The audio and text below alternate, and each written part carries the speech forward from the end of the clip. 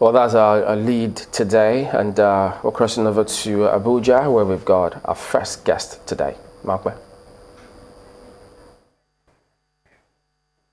Well, thank you, Chamberlain. We have with us Mr. Joseph Attal, who is the Assistant Controller and Acting Spokesperson of Nigerian Customs. You're welcome to Sunrise Daily. Thank you, Markwe. Good morning, viewers. Good morning. Well, you have heard some of the questions that are being raised there.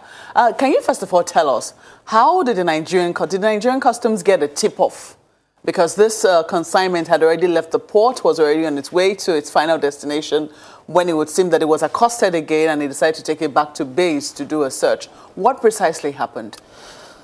Actually, it's unfortunate that some custom officers and some Nigerians will want to connive and bring this kind of deadly cargo into the country.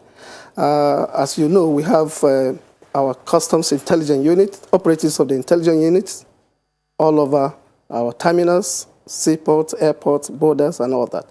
They keep tab with what is happening. We have informants. I mean, you don't get to know them. Officers of the Federal Operation Unit received a tip-off. They were actually on information patrol. They never knew it was this deadly. What was suspected is that maybe there was cases of false declaration, underpayment, and all that. They talked about steel door and other merchandise, not specified. So that arose suspicion, and they received a tip-off, and they were on information patrol. They got to somewhere around Mile 2, intercepted this container, and took it to Federal Operation Unit.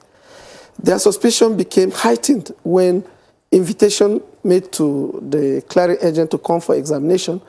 He kept dilly-dally. Even when he showed up, he would deliberately show up towards evening time, when it would become, near impossible to examine a 1 by 40 feet container. They insisted. He made some overtures. Don't do this. I give you all what you need and all that and all that. The OC in charge of this team insisted that this container will be examined, and in the presence of the clearing agent. Eventually, they got that done, and behold, they discovered this. So what we're talking about did not happen in one day. Did it take a number of days? Yeah, the container was intercepted on the 22nd and examined on the 27th in the presence of the clearing agent. Immediately, the weapons were discovered. They held the clearing agent and went and arrested the importer.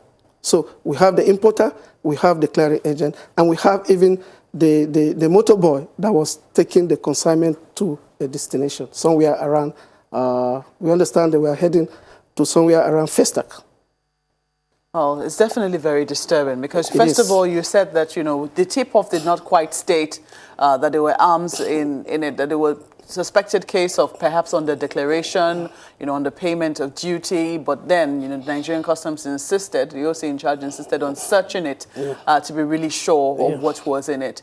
And one can only imagine what could have happened if this thing had, gotten to its final destination. I want to believe that the investigation is ongoing as to where precisely this was headed and whether or not the people who are on the front are the people who truly imported these arms and ammunition.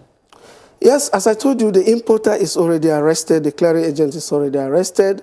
4 customs officers are currently cooling their heels in our detention, in our cell. They have made useful statements, and there will be consequences. So they were in the know? There will be consequences. Were they in the know as to what was in the container? Well, investigation will reveal all that. But the fact that this will be released and not detected suggests that there was no proper work done.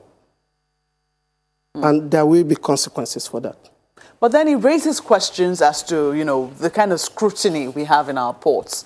A lot of people usually assume that when we talk about light arms and weapons, we're usually looking at the porosity of our borders. They blame it a lot on porosity of the borders, either in the north or in the south. But never will people imagine that these kinds of things will come in through the ports because they believe that the system there is more rigorous. But for this to have gone through the ports, there are questions as to what precisely happens in the ports and what is the clearing process for goods that this sort of thing could have escaped the attention of customs officers. Mokpe, you see, custom officers are human beings.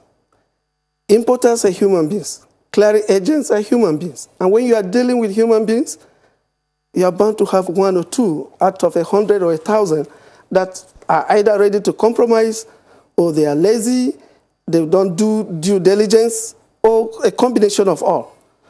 The fact remains that the Nigerian Customs Service are aware of the fact that there may be some of us who will be willing to compromise or will not be committed or dedicated to their functions enough. That is why we have these layers of checks.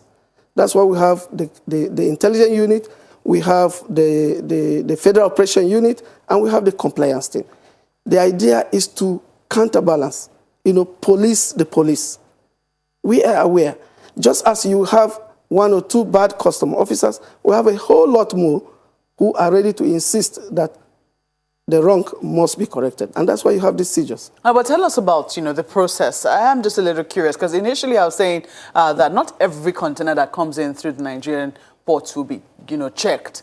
But I want to believe that they will have a screening process, because before now we had seen one of the bosses of the Nigeria Customs reveal that some people hid guns in a container that was tagged for personal effect. And one would wonder, is it every container that the Nigerian Customs is going to screen, or do they usually would get information for everyone that we catch? How many more have gone through it? There are big questions to be asked in that regard. You don't think so?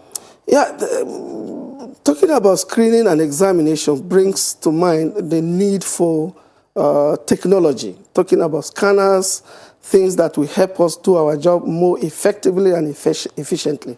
But that's not an excuse. The Nigerian Customs Service have assumed the responsibility of 100% examination.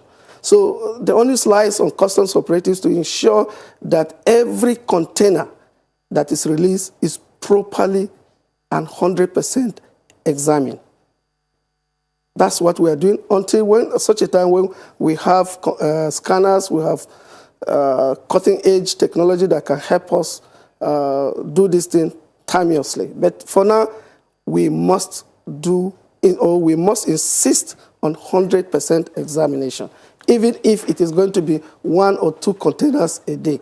So whatever happens to this container is what investigation will reveal.